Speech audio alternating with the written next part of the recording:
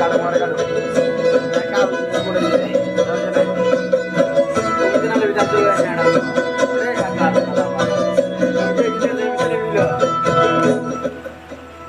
আমাদের